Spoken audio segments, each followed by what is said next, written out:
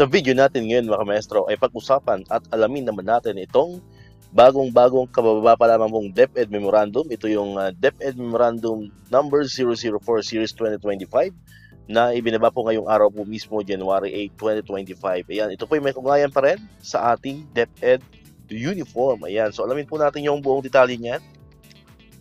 Ayan, so nakalagay po dyan DepEd Memorandum number 004 Series 2025 January 8, 2025. Ang title po niyan is Reconstitution of the Department of Education or DepEd Uniform Committee or DUC. Ayan. So, nakalagay po dyan, the DUC was created by virtue of DepEd Memorandum number 17, Series 2020, titled Creation of the Department of Education Uniform Committee for school years 2020 to 2021 and 2021 to 2022. With arising concerns relative to the DepEd uniform at the field offices and schools, changes in the DepEd administration and directives, and to comply to the newly released Civil Service Commission MC number 16 Series 2024, there is a need to reconstitute the DUC. Ayan. So syempre, alam naman natin mga ka-maestro, di ba, sa panahon ngayon ay talagang mainit ang usapan, hindi lamang sa DepEd na kundi sa mga government employee. Ito pa nga po yung may kaugnayan sa pagsusuot po ng mga ASEAN-inspired uniform and then yung mga Filipiniana, ano po mga ka-maestro. So, napakalaking bagay po, no? Napakalaking bagay na magkaroon po, no, ng panibagong pamunuan or panibagong grupo, no, committee, no, na mag-handle po sa usaping DepEd uniform, no, na makabubuti po syempre sa ating mga kaguruan, ano po mga ka-maestro. Ayan, so ito po ang isa sa dahilan, ano, kung bakit nabuo po itong bagong DepEd Uniform Committee. Ayan. Then yung pangatlo po, no, the reconstituted DUC shall serve for school years 2024 to 2025 and 2025 to 2026.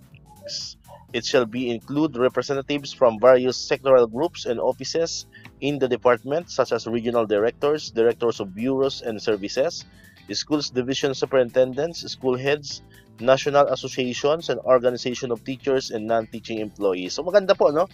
Maganda po yung adhikain nitong bagong DUC po na bubuo, ano po mga ka-maestro, kasi nga kumbaga sa well represented siya, hindi lamang yung mga higher ups po natin yung magde-decide, ano po mga ka-maestro, hindi lamang po yung mga top management natin yung magde-decide or magbibigay ng kanilang mga opinion in relation pa rin sa ating magiging bagong uniform, ano po mga ka-maestro, kundi well represented na po, ano, from the superintendents, from the directors, ano po, from the principals, ano po, and of course from non-teaching employees kasama rin, and mga different organizations po na mayroon po tayo ngayon mga ka-maestro, ano, yung mga Alliance of Concerned Teachers, ano po, yung Teachers Legislative Coalition, ayan, and other teachers organization po nationwide. So well represented po yan, so mas maganda po, mas maraming magpapalitan ng mga opinion in relation pa rin po dito sa ating DepEd uniform. Ayan.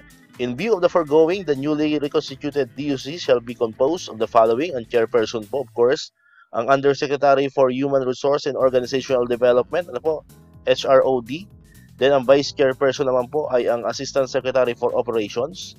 The members shall be composed of one permanent representative from the following national organization, Association of Teachers and Non-Teaching Employees and DepEd offices. Ayan. For the National Organization, Association of Teachers and Non-Teaching Employees, we have first, the Association of DepEd Directors. Pangalawa po, Philippine Association of School Superintendents. Next po is the National Association of Public Secondary Schools Heads Incorporated. Sumunod po, pang-apat, Public Elementary Schools Principals Association, yung PESPA. Pang-lima po, yung Alliance of Concerned Teachers, yung ACT. Ayan po yung binanggit natin kanina, ano po. Then, pang-anim naman is National Organization of Professional Teachers Incorporated, NOPTI. Ayan. Next po, National Employees Union, NEU. And next po is yung Teachers Dignity Coalition, yung TDC, nabanggit din natin kanina yan. And panghuli po, yung DepEd Cooperative. Ayan. Next po, DepEd offices. Ayan. From the Administrative Service, AS, and from the Bureau of Human Resource and Organizational Development, BHROD.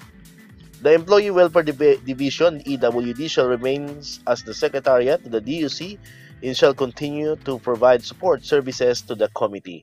In addition, the functions of the DUC shall remain the same to with The DUC shall select and propose the uniform designs and materials that are most appropriate and suitable for the teachers. Next po, decide on issues relevant to the selection of DepEd uniforms and monitor the implementation of the prescribed selected uniforms and resolve issues which may arise thereafter. Ayan, so ito po, no? Sana maging ano po sila dito mga kamestro, no? Maging particular, especially po itong una, ano po, yung proposed uniform designs and materials, ano po, kahit sa design, okay lang, no? Kahit anong design yan, ano, basta presentable. Pero yung materials, ano po mga kamestro, kasi may mga experiences po tayo before, ano po, siyempre tayo medyo matagal-tagal na rin sa DepEd, ano po mga kamestro. Hindi naman sa binabash or sinisiraan po natin yung mga nag-decide po ng ating mga uniform sa taas, pero aminin po natin sa hindi, ano po mga kamaestro, may mga instances or may mga times no na mayroon talaga lumalabas sa mga set ng uniform natin na talagang aayawan natin ano po mga kamaestro, no, kumbaga napilitan ka lang suotin kasi syempre kailangan, ano po. So hindi lang naman po ako nakaramdam niyan, no. Alam ko marami tayong mga kamaestro na nakaka-relate, ano po. So comment pa kayo diyan kung naka-relate kayo, no. 'Di ba? So may mga times talaga. Hindi naman lahat ng set of uniform kasi usually 'di ba ang set of uniforms natin ay 4, ano po. Usually from Monday to Thursday yan, Monday to Thursday uniform. So mayroon talagang isang napapahalo diyan, no. 'Di ba? Meron talagang isang napapahalo diyan na talagang ang init-init suotin, ano po mga kamaestro, yung bang parang pagdating mo sa school gusto mo na agad hubarin, ano po. So ito hindi naman po sa paninira, hindi naman po sa pangbabash, ano po mga kamaestro. Ito ay sinasabi lamang po natin ng katotohanan at na-experience din po natin yan. At hindi lang po ako, no. Lahat ng mga kamestro natin yan ay nakaka-relate po dyan, no, na talagang mayroong isang napapahalong uniform, no, na talagang mainit, ano po mga kamestro, or sasabihin ng iba ay hindi talaga angkop yung tela, no, para sa field, ano po, yung mga nasa classroom. Kasi nga hindi naman lahat ng mga classroom sa DepEd ay talagang naka-air condition, ano po mga kamestro. Yun, so sana po isa yun sa bigyan tuon, ano po, nitong bagong mga members po ng DUC, ano po mga kamestro. Alright?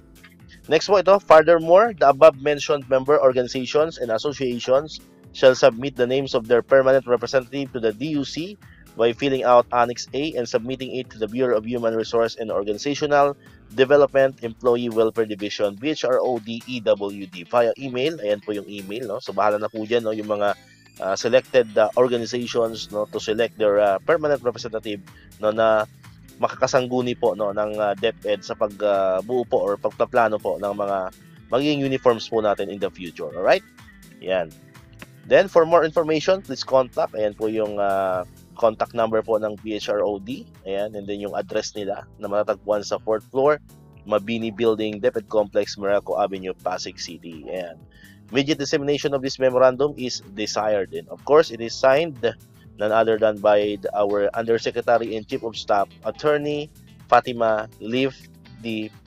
Panuntongan. Alright, so yan po yung nilalaman. Napakaganda po nitong DepEd Order or DepEd Memorandum number 4 Series 2025. Napapanahon po ito mga kamestro, lalo pat mayroon nga pinapropose ang civil service ng mga set po ng uniform natin na effective po yan. Sa pagkakalam po natin is by June, ano po mga kamaestro. Alright? So yun, so sana po ay maging maganda po ang kinalabasan, ano po, mapagplanuhan talaga ng maayos yung magiging uniform po natin in the future. Alright? So dito ko natatapusin yung ating video ngayon. Kung di ka pa nakakapag-subscribe, click mo na ang subscribe button yan para ikaw yung unang nakapanood ng mga videos na na-upload natin.